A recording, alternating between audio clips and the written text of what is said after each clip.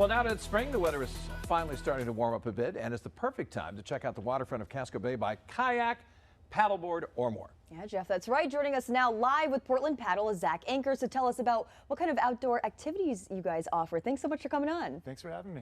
All right, so first, just tell us a little bit about your rentals that you guys offer. Sure, yeah, so we're based at the East End Beach in Portland. And yeah, we offer kayaking and paddleboard rentals right there. So people can rent and just kind of paddle right in that shoreline area along the eastern waterfront of Portland. Yeah, you get so many people that walk by or drive by because you're in a perfect location. And they probably wonder, I go, can I do that? They see people out in Casco Bay, they see the waves come up. What kind of skill level do you have to have? Well, yeah, so for most people that want to go out, doing one of our guided tours is the best option. So we have licensed Maine guides who take people out to some of the most exciting destinations in the bay, like Fort Gorges. But yeah, people who want to rent and just paddle on their own, we ask that they stay close to shore unless they have like capsize recovery skills, so they know how to get back in a kayak after a capsize, and comfort using ocean kayaks that are a little longer and have some different features. And what kind of skill set does this require? Some people might be a little bit nervous if they haven't tried paddleboarding or kayaking before. What kind of skills does this require? Well, there's a whole range of skills, kind of depends where you're going, but yeah, Casco Bay is a pretty dynamic environment with, like you said, waves and currents and cold waters. So the most important thing is if you're going out beyond the shoreline at all, you want to be able to get back in the kayak if you capsize. So that's just we call that like rescuing skills. And we teach a class in that. And there's a technique that you use to get back in a kayak after you capsize. So that's a really important thing to know.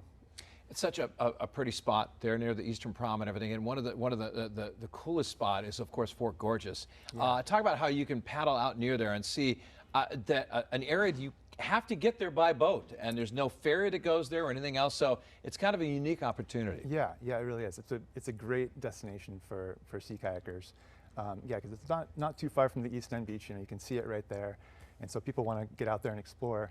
And it's a city park, so anyone can go there if you can.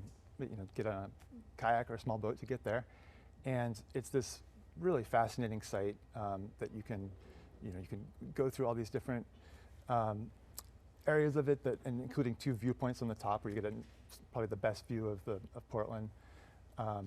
And on the way out there, you might see seals, you might see all kinds of seabirds, and get great views of the bay. So it's just a really fun sea kayaking experience for people. Yeah, and you guys must have things for people that are more advanced as well, not just beginners. What do you guys offer for people like that? Yeah, well, one of my favorite things to do in a sea kayak on the coast of Maine is to camp on the islands of the Maine Island Trail. So we do a lot of guided multi-day kayak trips where we take people out and camp on islands like Jewel Island, and there's hundreds of other islands in Maine that you can visit and camp on. And so yeah, we take people out in 3-day, 4-day, 5-day trips in different parts of the coast. Talk about what you offer for families and even pets too. Yeah, so yeah, we have tours that are more kind of designed for younger kids, 7 and up. And we have like a paddle camp too, a day camp for kids during the summer. And then yeah, a lot of people like to take out their pets. Some dogs really like to paddle, or at least go along for the ride. So we can, we rent tandem kayaks where there's a space in the middle for a dog to go, and you can put a dog on a paddleboard too. At least some dogs. Yeah, my dog loves to go out in the kayak. He's too scared to get in the water though, but it's funny.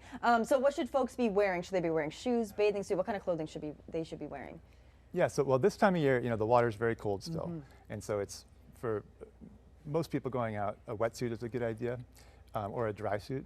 But you certainly need to, we always encourage people to dress for the water temperature, just assuming that you could end up in the water. So yeah, neoprene or a dry suit. And then, as the water warms, you just can adjust your layering to account for that. But you want to avoid cotton, which doesn't keep you warm when it's wet. All right, one last thing. Let's talk about how long you're open for the season and a website people can go to for more information. Sure. We open for the season on May 23, and the website is portlandpaddle.net. All right, Zach, thanks for joining us.